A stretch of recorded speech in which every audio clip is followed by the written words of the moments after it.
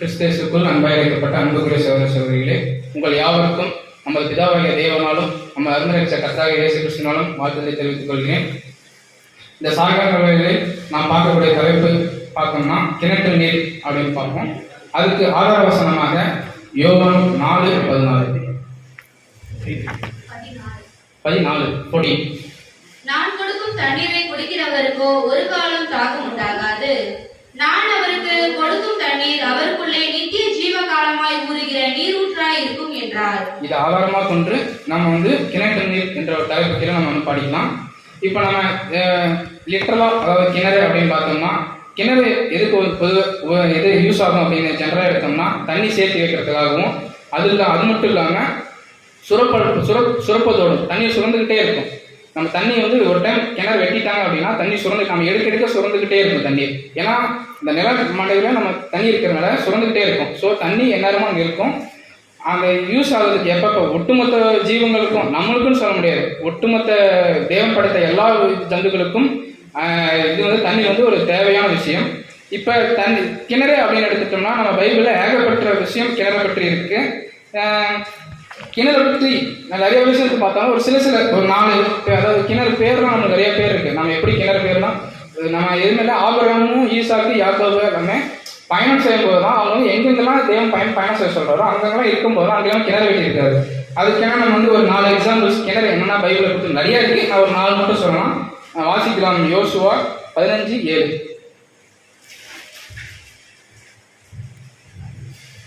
அப்புறம் ஆகார் பள்ளத்தாக்கை விட்டு தெபீருக்கு ஏறி வடக்கே ஆற்றின் தென்புறமான அதுமீதின் மேட்டுக்கு முன்பாக இருக்கிற கில்காலுக்கு நேராகவும் அங்கே இருந்து என்மேசேயின் தண்ணீரிடத்திற்கும் போய் ரோகேல் என்னும் கிணற்றுக்கு சென்று, இங்க பேர் சொல்லிருக்கு, ரோகேல் என்னும் கிணற்றுக்கு சென்றார் அப்படின்னு சொல்லிட்டு பேர் சொல்லப்பட்டிருக்கு. அடுத்தது இன்னொரு கிணறு பார்த்தோம் அப்படின்னா 1 சாமுவேல் 19:22. அப்பொழுது அவனும் ராமாவுக்கு போய் சேக்குவில் இருக்கிற பெரிய கிணற்றுக்கு அடையில் வந்து. ஸோ இங்கேயுமே கிணற்றை பற்றி பேசுறாங்க. அடுத்து 1 சாமுவேல் சொல்லியாச்சா? 1 சாமுவேல் 19:22 வாசிச்சு. அடுத்தது வாசிச்சு 1 சாமுவேல் 19:17 மாற்றி போட்டிருக்கேன். தாவீது பெத்லகேமில் ஒளிவாசமாக இருக்கிறேன். அதேதான். தாவீது பெத்லகேமின் ஒலிமுக வாசலில் இருக்கிற கிணற்றின் தண்ணீர் மேல் ஆவல் கொண்டு, என் தாகத்திற்கு கொஞ்சம் தண்ணீர் கொண்டு வருகிறவன் யார் என்றார். தாவீது பெத்லகேமில் ஒளிவாசமாக இருக்கிற கிணற்றின் தண்ணீர் ஆளுநர் சொல்லி அங்கேயும் கிணறு பற்றி பேசணும். அடுத்தது எல்லாருக்கும் தெரிஞ்சது யோவான் அதிகாரம் 4:5-6 அங்கே யாக்கோபுடைய கிணறு இருந்தது. இந்த இன்சிடென்ட் நம்ம பின்னாடி பார்ப்போம். ஸோ பைபிளில் அதாவது எப்பப்பெல்லாம் தேவன் ஒரு பயணம் செல்லு அப்படின்னா அங்கெல்லாம் கிணறு வெட்டியிருக்காங்க. கிணறு வெட்டி, ஏன்னா அங்கே கிணறு வெட்டினாதான் அவங்களுக்கு தண்ணி அதெல்லாம் விவசாயம்லாம் பண்ண அங்கேயே செட்டில் ஆயிருப்பாங்க. எடுத்தோடனே ஒரு நாள் மட்டும் அங்கேயே இருந்துட்டு உடனே எல்லாம் கிளம்பி இருக்க மாட்டாங்க. அங்கேயே தேவனுக்கு ஆபிரகாம்லாம் எடுத்துக்கிட்டீங்கன்னா மோசே எடுத்துனா 40 பேர் பிரயாணம். ஸோ மோசேக்கெல்லாம் தேவன் நீர் மூலியமா எல்லாத்தையும் ஆற்று மூலியமா கொடுத்தாரு. அந்த காலத்துலலாம் கிணறு வெட்டி ஒவ்வொரு இடத்துலையும் கிணறு வெட்டியிருப்பாங்க. இப்போ கிணறை பற்றி பார்த்தோம். ஸோ ஒரு 2 இன்சிடென்ட் மட்டும் நம்ம எடுத்து வச்சுக்குவோம். கிணறை பற்றி பைபிள் நம்மளுக்கு தெரிஞ்ச இன்சிடென்ட் அப்படின்னு எடுத்தோம்னா பார்த்தோன்னா ஈசாக்கின் திருமணம் தான். ஈசாக்கின் திருமணத்தில் எலியேசர் அவர் ஆபிரகாமோட வேலைக்காரர். எலியேசர் தன்னுடைய குமாரனுக்கு பெண் பார்க்க சொல்றதுக்காக போக சொல்லுவார். அவருடைய ஜாடிஸ்லேயே போக சொல்லுவார். போகும்போது இந்த இன்சிடென்ட் நடக்காது. அதாவது அப்போ அந்த கிணற்றை வச்சு தான் யாரோட கேரக்டர் ஜட்ஜ் பண்ணுறாருன்னா, ரெபேக்காவோட கேரக்டர் கிணற்றை வச்சு ஜட்ஜ் பண்ணுறாரு. இவங்க என்னோட ஒட்டகத்துக்கும் எனக்கும் சரி தண்ணி கொண்டு மேலே கீழே போயிட்டு 10 ஒட்டகத்துக்கு அப்படின்னா எவ்வளோ தண்ணி குடிக்கும் நம்ம பார்த்துருப்போம். நம்மளோட பேசிக் ஸ்டடிஸ்லேயே பார்த்துருப்போம். எப்படி 10 ஒட்டகத்துக்கும் இவங்க தண்ணி கொடுத்தாங்க அப்படின்னு வச்சு தான் யாரு எலியேசர் ரெபேக்காவோட கேரக்டர் ஜட்ஜ் பண்ணி, ஓகே இவங்க ப்ரே பண்ணுற தேவன்கிட்ட என்ன ப்ரே பண்ண, இது யார் எனக்கு தண்ணி கொடுக்குறாங்களோ வர ஸ்திரீல எனக்கு யார் தண்ணி எனக்கு மட்டும் இல்லாமல் என்னோட ஒட்டகத்துக்கு கொடுக்குறாங்களோ அவங்க நான் ஈசாக்கு திருமணம் முடிக்கலாம் அப்படின்னு சொல்லி தேவன்கிட்ட பேசுறாரு. தேவன்கிட்ட ஜெபம் பண்ணி பண்றது அப்போ ரெபேக்கால் பண்றது. அதுக்கு மேலே தான் இன்சிடென்ட் வீட்டுக்கு போறாரு. அதெல்லாம் நல்லா இருந்துச்சு. கிணற்றையும் தண்ணீர் வச்சு கேரக்டர் ஜட்ஜ் பண்ணிட்டாரு இந்த இடத்துல, ரெபேக்காவோட கேரக்டர். அடுத்தது நம்மளுக்கு ஒரு பெரிய இன்சிடென்ட் அப்படின்னாலே சமரிய ஸ்திரீ தான். சமரிய இயேசு கிறிஸ்துவும் சமரிய ஸ்திரீ. வாசிக்கலாம் யோவான் 4:6. அங்கே யாக்கோபுடைய கிணறு இருந்தது. இயேசு பிரயாணத்தினால் இளைப்படைந்தவராய் அந்த கிணற்றின் அருகே உட்கார்ந்தார். அப்பொழுது ஏறக்குறைய 6 மணி வேளையா இருந்தது. இயேசு கிறிஸ்து பிரயாணத்தை அவரும் சரி அவரோட சீசர்களும் சரி பிரயாணத்தை முடிச்சுட்டு எல்லாம் வராங்க. வரும்போது என்னன்னா ஒரு கிணற்று அருகே உட்கார்றாரு இயேசு கிறிஸ்து. அப்போ 6 மணி நேரம் வேலையா இருந்தது. அடுத்தது 7-8 வருஷம். அவருடைய சீஷர்கள் போஜன பதார்த்தங்களை கொள்ளும்படி ஊருக்குள்ளே போயிருந்தார்கள். அதாவது இது இந்த கிணறு ஊருக்கு வெளியே, மேக்சிமம் கிணறு எடுத்து பார்த்தீங்கன்னா நம்ம சில கிணறுலாம் படிச்சோம்னா ஊருக்கு வெளியே, ஊருக்கு புறம்பே அப்படின்னு தான் இருக்கும்.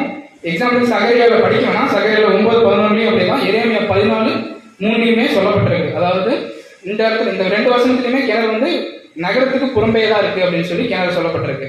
இப்போ இந்த இன்சிடென்ட் வந்தோம்னா அவங்க இங்கேயுமே நகரத்துக்கு புறம்பே தான் இருக்கு கிணறு. ஏன்னா இப்படி சொல்லணும்னா அவங்க ஊருக்குள்ளே போயிருந்தாரு. சீசர்லாம் போஜன பாதாளர்களுக்கு கொள்ளும்படி ஊருக்குள்ளே போயிருந்தாரு. அப்போ இயேசு கிறிஸ்து மட்டும் தான் அந்த கிணறுல உட்காந்துருக்காரு பயணத்தை முடிச்சுட்டு. அப்போ ஒரு ஸ்திரீ வராங்க. 8ஆம் வசனம். அப்பொழுது சமாரியா நாட்டாளாகிய ஒரு ஸ்திரீ தண்ணீர் மொள்ள வந்தாள். இயேசு அவளை நோக்கி தாகத்துக்கு தா என்றார். அப்ப சமாரியா நாட்டில் இருக்கிற ஒரு ஸ்திரீ தண்ணி மொண்ட வராங்க கிணத்துல. ஏன்னா அவங்க தண்ணி அவங்களோட டெய்லி ப்ராசஸ்க்கு தண்ணி வேணுங்கிறத மொண்ட வராங்க. அப்ப இயேசு கிறிஸ்து அந்த இடத்துல கிணத்து மேலே உட்கார்ந்து இருக்கிறதுனால இவர் தாகத்துக்கு தா என்று சமாரியா ஸ்திரீகிட்ட கேட்கிறாரு. அதுக்கு அடுத்த வருஷம் வாசிக்கலாம் 4:9. யூதர்கள் சமாரியருடனே சம்பந்தம் கலவாதவர்களானபடியினால் சமாரிய ஸ்திரீ அவரை நோக்கி, நீர் யூதராய் இருக்க சமாரிய ஸ்திரீயாகிய என்னிடத்தில் தாகத்துக்கு தா என்று எப்படி கேட்கலாம் என்றாள். இப்போ சமாரிய ஸ்திரீனா புறஜாதி. அப்பெல்லாம் புறஜாதி வேற, இவங்க வேற, இஸ்ரேல் ஜனங்கள் வேற அப்படிங்கிறதுனால இவங்களுக்கு ஒரு ரிலேஷன்ஷிப் எதுவுமே இல்லை, ஒரு சம்மந்தமும் இல்லாததுனால நீங்க எப்படி என்கிட்ட தண்ணீர் கேட்கலாம் அப்படின்னு சமாரிய ஸ்திரீ கேட்கிறாங்க. அதுக்கு இவர் பதில் சொல்றாரு. 10ஆம் வசனம். இயேசு அவளுக்கு பிரதியுத்தரமாக, நீ தேவனுடைய ஈவையும் தாகத்துக்கு தா என்று உன்னிடத்தில் கேட்கிறவர் இன்னார் என்பதையும் அறிந்திருந்தாயானால் நீயே அவரிடத்தில் கேட்டிருப்பாய், அவர் உனக்கு ஜீவ தண்ணீரை கொடுத்திருப்பார் என்றார். அதாவது இயேசு கிறிஸ்து அதுக்கு பதில் அளிக்கிறார். அதாவது நீங்க உங்களுக்கு எனக்கு சம்மதமே இல்லையே, நீங்க எப்படி என்கிட்ட தண்ணி கேட்கலாம்னு கேட்கறதுக்கு இயேசு கிறிஸ்து அவருக்கு பதில் அனுப்புகிறாரு. நீ தேவனுடைய ஈவையும் என்னுடைய தேவனுடைய ஈவையும் தாகத்துக்கு தா என்று உன்னிடத்தில் கேட்கிறவில்லை. அதாவது நான் யாரு, என்னுடைய தேவன் யாரு என்று உனக்கு தெரிஞ்சிருந்தா நான் உன்கிட்ட தண்ணி கேட்க மாட்டேன், நீ என்கிட்ட தண்ணி கேட்ப, ஜீவ தண்ணி கேட்ப அப்படின்னு சொல்லி கேட்கிறாரு. அதாவது நீயும் அவரிடத்தில் கேட்டிருப்பார், அவர் உனக்கு ஜீவ தண்ணீரை கொடுத்திருப்பார் அப்படின்னு சொல்லி சொல்றாரு. ஸோ இந்த இன்சிடென்ட் அடுத்தது 11-12 வாசிக்கணும். அதற்கு அந்த ஸ்திரீ, ஆண்டவரே, மொண்டு கொள்ள உம்மிடத்தில் பாத்திரம் இல்லையே, கிணறும் ஆழமாய் இருக்கிறதே, பின்ன எங்கே இருந்து உமக்கு ஜீவ தண்ணீர் உண்டாகும் என்றார். 12 வாசிக்கணும். இந்த கிணற்றை எங்களுக்கு தந்த நம்முடைய பிதாவாகிய யாக்கோபை பார்க்கிலும் நீர் பெரியவரோ, அவரும் அவர் பிள்ளைகளும் அவர் மிருக ஜீவன்களும் இதிலே குடித்ததுண்டே என்றால்.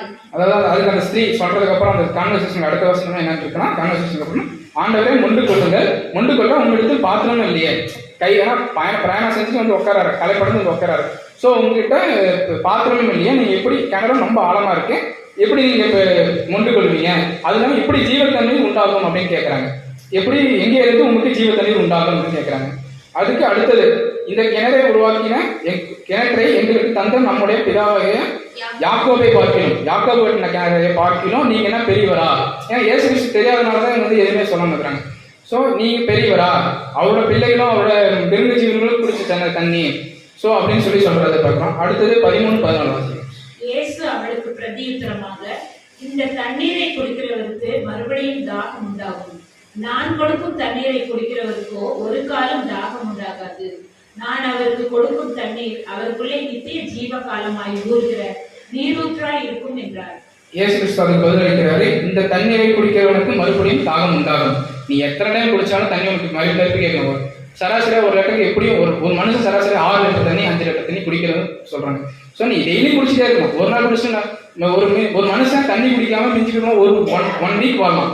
அதுக்கு மேல வாழனா அப்படியே சதைகள்லாம் பிளாக் ஆயிடும், ரத்த ஓட்டமே இல்லாம ரத்த ஓட்டம் எல்லாமே நின்று போயிடும், அப்புறம் இறந்துருவாங்க. ஸோ தண்ணி முக்கியமானது. ஆனா தாகம், நீ குடிக்கிற தண்ணி எப்பயுமே உனக்கு தண்ணி தாகம் உண்டாக்கும். ஆனா நான் கொடுக்கும் தண்ணீரோ ஒரு காலமும் உனக்கு தாகம் உண்டாகாது.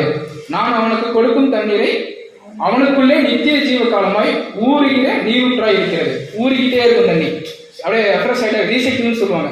திருப்ப ரீசைக்கிள் ஆகிட்டே இருக்கும், ஊறிக்கிட்டே இருக்கும். அப்படின்னு சொல்றது. இப்போ இது வந்து ஒரு 2 விஷயம் பார்த்துட்டோம். கிணறை பற்றி நம்ம பைபிள் இன்னும் நிறைய இருக்கு. நம்ம எடுத்துக்கிட்டது 2 விஷயம், நம்ம குறிப்பிட்ட நேரத்தினால ஒரு 2 விஷயம் பார்த்தோம். அதாவது யார் சமரேஸ் திருமணம், ஈசாக்கின் திருமணம். ஈசாக்கின் திருமணம் எடுத்துட்டோம்னா அவரோட கேரக்டரை எப்படி ஜட்ஜ் பண்றாங்க, தண்ணீர் கொண்டு வந்து முட்டை கொடுத்ததுனால அவரோட கேரக்டர் ஒட்டுமொத்த கேரக்டருமே ஜட்ஜ் பண்ணது வந்து எலியாசியை ஜட்ஜ் பண்ணி இவர் தான் என்னோட முதலாளிக்கு மனவாட்டியா வரணும் அப்படின்னு சொல்லி ஜட்ஜ் பண்ணிட்டாரு. 2வது வந்து இயேசு கிறிஸ்துக்கும் சமயாசிக்கும் நடக்கிற கான்வர்சேஷன். அதாவது என்னன்னா, நீங்க வந்து தண்ணி தண்ணி கொடுத்து தேவன் கேட்கிறாரு, அதுக்கு வந்து நீங்க யாரு அப்படின்னு கேள்வி கேட்டதுக்கு அப்புறமா, நான் இந்த தண்ணி குடிச்சா எப்பயுமே உனக்கு தாகமா இருக்கும், ஆனா நான் கொடுக்கும் தண்ணீர் குடிச்சா உனக்கு தாகம் எப்பொழுதும் உண்டாகாது, நீரூற்றாய் ஊறிக்கிட்டே இருக்கும், நீரூற்றாய் இருக்கும்னு சொல்றான். ஸோ இப்போ வந்து நம்ம தண்ணி கிணத்துலன்னா தண்ணி இருக்கும். நம்ம எல்லாம் காலையில சப்ஜெக்ட் கேட்டோம். தண்ணீர் அப்படின்னாலே தேவனுடைய வசனம், தேவனுடைய சத்தியம் எல்லாமே சொல்லலாம். கிணறு அப்படின்னா நம்ம இருதயம் அப்படிங்கிற ஒரு நம்ம நிழலா எடுத்துக்கலாம். இருதயம், அதுல இருக்கிற தண்ணி வந்து தேவனுடைய சத்தியம், நம்ம இருதயக்குள்ள இருக்கிற சத்தியம். இப்ப இதுல என்னன்னா, தண்ணீரே இல்லைன்னா கிணறுல இருக்கா இல்லையா? தண்ணீர் இல்லாத கிணறு நம்ம பாக்குறோம், நிறைய கிணறு இருக்கு. தண்ணீர் இல்லாத கிணறுனா எக்ஸாம்பிள், இப்ப தண்ணீரே இல்லைன்னா அந்த இடத்துல என்ன இருக்குன்னா, பாம்பு, பூச்சிகள் எல்லாமே அங்க இருக்கும். எதுவுமே அது எதுக்குமே உதவாது. ஒண்ணு நல்ல தண்ணி, நல்ல தண்ணினா குடிக்கிறதுக்கு உதவாகாது, இல்லை கெட்ட தண்ணினா கூட நம்ம பியூரிஃபிகேஷன் பண்ணி நம்ம வச்சுக்கலாம். எதுவுமே தண்ணீரே இல்லை அப்படிங்கிற பட்சத்துல அது வந்து யாருக்கு உதவாகும், மற்றவங்களுக்கு தான் உதவாகும். அந்த இச்சைகள், அதாவது பாம்புகள், பூச்சிகள், தவளை, இது மாதிரி விஷயத்துக்கு மட்டும்தான் அதெல்லாம் உதவாகும். பைபிளே இருக்கு தண்ணீர் இல்லாத கிணறுக்கு யார் வந்து தண்ணி கொடுப்பா அப்படின்னு சொல்லிட்டு சகரியா 9:11. உனக்கு நான் செய்வது என்னவென்றால், தண்ணீர் இல்லாத குழியிலே அடைபட்டிருக்கிற உன்னுடையவர்களை நான் என் உடன்படிக்கையின் இரத்தத்தினாலே விடுதலை பண்ணுவேன். அதாவது நமக்கு அவர் என்ன செய்வது என்றால், தண்ணீர் இல்லாத குழியிலே அடைபட்டிருக்கிற உன்னுடையவர்களை நான் என் உடன்படிக்கையின் ரத்தத்தினாலே, அவர் ரத்தம் சிந்தி தான் தண்ணீரே இல்லைனாலுமே, தண்ணீரே நம்ம இருதயத்தில் நமக்கு சக்தியுமே சுத்தமா இல்லைனாலுமே அவருடைய உடன்படிக்கையை பின்பற்ற அவருடைய ரத்தம் சிந்தினதுக்கு அப்புறமா தான் எல்லாத்துக்குமே, ஒட்டுமொத்த உலகத்துக்குமே பாவம் மன்னிக்கப்பட்டுச்சு, எல்லாருக்குமே சத்தியம் தெரிய வந்துச்சு. சில பேருக்கு இப்ப நம்ம தெரிந்து சபையாக ஓடிக்கொண்டு இருக்கிறோம். ஸோ அவருடைய உடன்படிக்கை, அதாவது அவர் நினைச்சா மட்டும்தான் நாம சொல்ல எனக்கு சத்தியம் கிடைச்சிருச்சு, சத்தியம் கிடைக்கும். நம்ம அங்க இருக்கும்போது அது உண்மை சத்தியம் தான் நம்ம நம்பிட்டு இருக்கோம். இப்போ அங்க இந்த சபைக்கு வரதுக்கு முன்னாடி கூட அங்க இருக்கும்போது கூட நம்ம இது நம்ம உண்மை சத்தியம் தான் நினைச்சிட்டு இருக்கோம். தேவன் சுத்தம் வச்சதுக்கு அப்புறமா தான் நம்மளுக்கு வந்து அவரோட ரத்தத்தை, நம்ம தண்ணிங்கிற சத்தியத்தை வந்து ரத்தத்தை நம்மளுக்கு செலுத்தி அவர் நம்மளுக்கு இது கொடுத்தாரு. அடுத்த வசனம் வாசிக்கலாம். எரேமியா 14:3. அவர்களின் பிரபலமானவர்கள் தங்கள் சிறுவர்களை தண்ணீருக்கு அனுப்புகிறார்கள். இவர்கள் பள்ளங்களுக்கு போய் தண்ணீரை காணாமல் வெறும் பாத்திரங்களோட திரும்பி வருகிறார்கள். தண்ணீர் இல்லாம வெறும் பாத்திரங்கள் வராங்க. அங்க ஒரு நோ யூஸ், போறதே வேஸ்ட், அங்க இருக்கிறதே வேஸ்ட். ஸோ தண்ணீர் இல்லாத கிணறு இருக்கிறது வேஸ்ட். அப்படி தண்ணீர் இல்லாத கிணறு அப்படின்னா இயேசு கிறிஸ்து நினைச்சா மட்டும் அவரோட ரத்தத்தை வச்சு மட்டும்தான் நம்ம அந்த தண்ணீருக்கு பதிலாக அவரோட ரத்தத்தை செஞ்சு அதுக்கப்புறம் தண்ணீர் ரீசைக்கிள் ஆகிட்டே இருக்கும். அடுத்தது நம்ம இதுக்கு வரைக்கும் பார்த்தது லிட்ரல் மீனிங், அப்படியே நம்ம டைரக்டா அப்படியே கிணறுனா என்ன அப்படின்னு எடுத்துக்கிட்டோம்.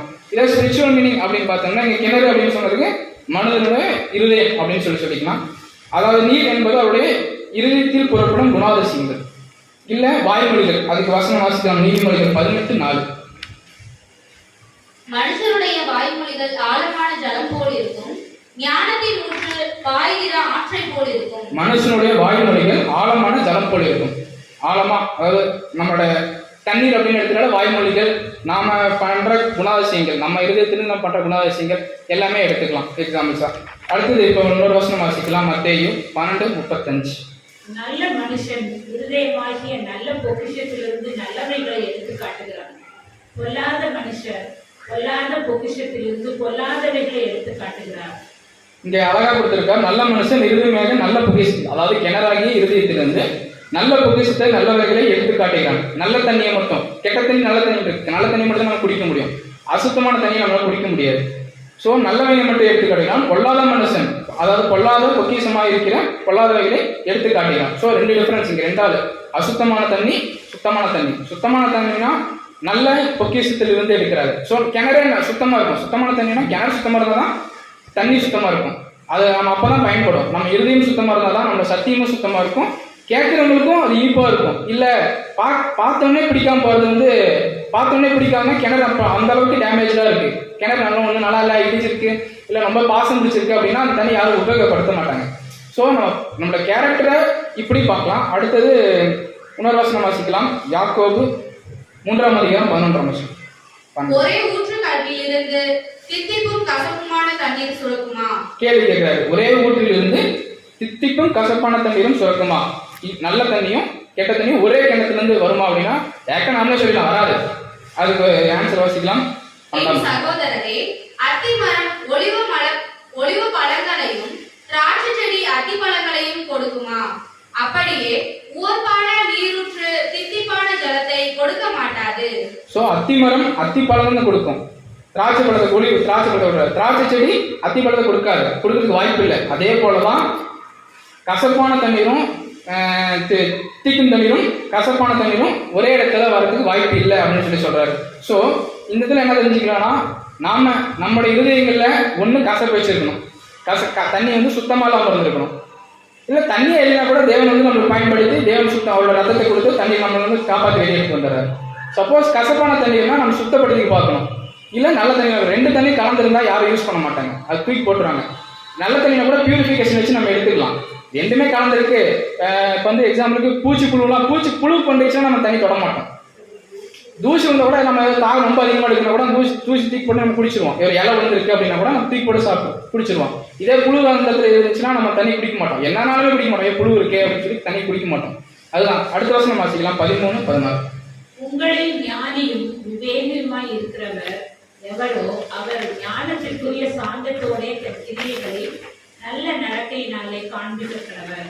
உங்கள் இருதயத்திலே கசப்பான வைராக்கியத்தையும் விரோதத்தையும் வைத்தீர்களானால் நீங்கள் பெருமை பாராட்டாதீர்கள். சத்தியத்திற்கு விரோதமாய் பொய் சொல்லாமலும் இருங்கள்.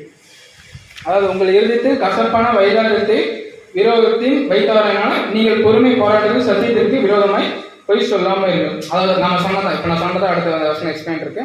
அடுத்தது வாசிக்கலாம் கலாத்தியர் 22:5-22. ஆவியின் கனியோ அன்பு, சந்தோஷம், சமாதானம், நீடிய பொறுமை, தயவு, நற்குணம், விசுவாசம், சாந்தம், இச்சையடக்கம், இப்படிப்பட்டவைகளுக்கு விரோதமான பிரமாணம் ஒன்றும் இல்லை. அதாவது கலாத்தியர் சொல்லப்பட்ட ஆவியின் கனிகளை கொடுக்கத்தக்க இருக்க வேண்டும். நம்ம இருக்க தண்ணியை வச்சு என்னென்ன வளர்க்கணும்? ஆவின் கனிகள் அன்பு, சந்தோஷம், சமாதானம், நீடிய பொறுமை, தயவு, நற்குணம், விசுவாசம் என்ற ஆவின் கனிகளை நம்ம கிட்ட இருக்கிற தண்ணியை வச்சு நாம வளர்த்திக்கொள்ளணும். ரீசைக்கிள் ஆகிட்டே இருக்கணும், நம்ம வளர்த்தி கொண்டே இருக்கணும். அடுத்த வருஷம் நம்ம வாசிக்கலாம் ஏசாயா 12:3. நீங்கள் ரட்சிப்பின் ஊற்றுகளில் இருந்து மகிழ்ச்சியோட தண்ணீர் மொண்டு கொள்வீர்கள். ரட்சிப்பின் ஊற்றிலிருந்து நம்ம மகிழ்ச்சியா நம்ம விருப்பப்படணும். நாம விருப்பப்படாம நாம எந்த ஒரு இதுலயும் இன்வால்வ் ஆகாம தேவனே எல்லாம் பார்த்துக்குவாரு, தேவனே எல்லாம் செஞ்சுக்குவாரு அப்படின்னா நம்ம அது ஒன்றும் நடக்காது. நாம விருப்பப்பட்டு மொண்டு கொள்ளணும்னு சொல்லிட்டு ஏசாயா தீர்க்கதரிசி சொல்றாரு. ரட்சிப்பின் ஊற்றில் இருந்து மகிழ்ச்சியோடு தண்ணீர் மொண்டு கொள்வீர்கள் அப்படின்னு சொல்லி சொல்றாரு. அடுத்ததாக வாசிக்கலாம் நீதிமொழிகள் 20-23, 16-20.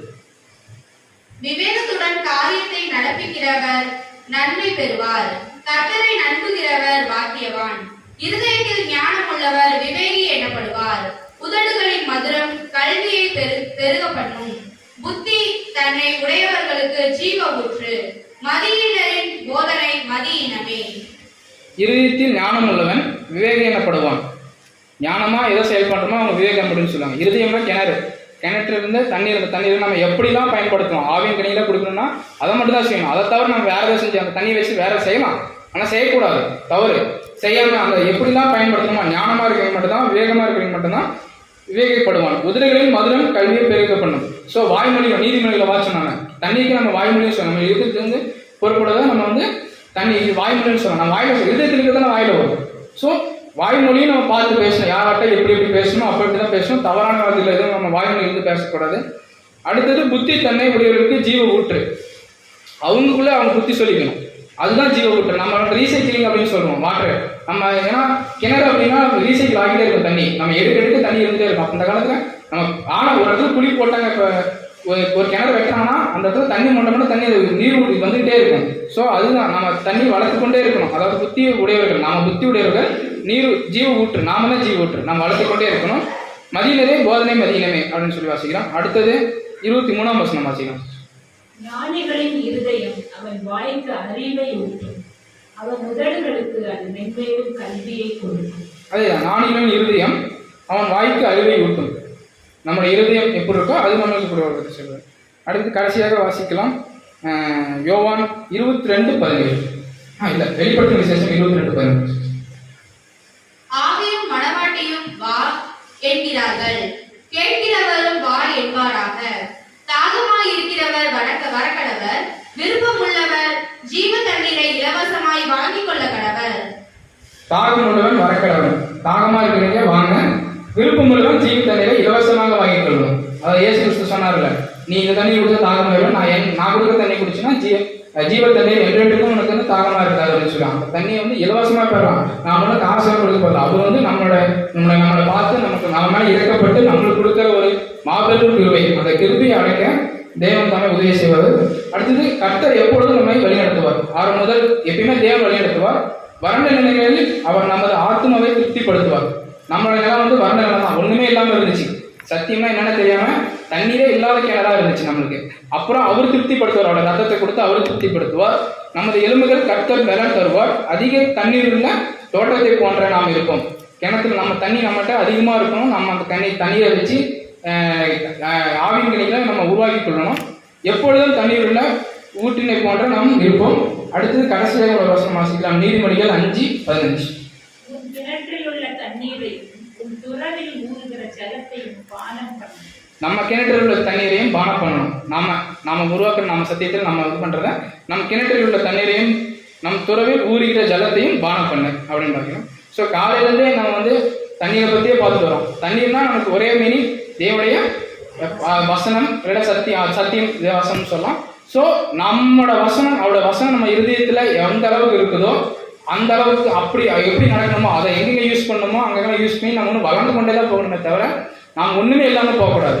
தண்ணீர் வந்து நம்ம தண்ணி ரத்தத்தை கொடுத்து நம்ம தண்ணியே இல்லாமல் இருந்தோம். நம்மளோட ரத்தத்தை கொடுத்து தண்ணி உள்ள கிணறா நம்ம மாட்டிட்டாரு. அந்த தண்ணி உள்ள கிணறு நம்ம எப்படி பார்த்துக்கிறோம் நம்ம கையில் தான் இருக்குது. அசுத்தமாக கொண்டு போகிறது நம்ம கையில் தான் இருக்குது. ஸோ நல்ல தண்ணியாக கொண்டு போகிறது நம்ம கையில் தான் இருக்குது. ஸோ நம்ம நல்லபடியாக வளர்ந்து நாம எல்லாத்துக்கும் நம்மளுக்கு வாங்கின தண்ணீரை மற்றவங்களுக்கு கொடுக்க தேவன் தானே அறிவிச்சிருக்காங்க.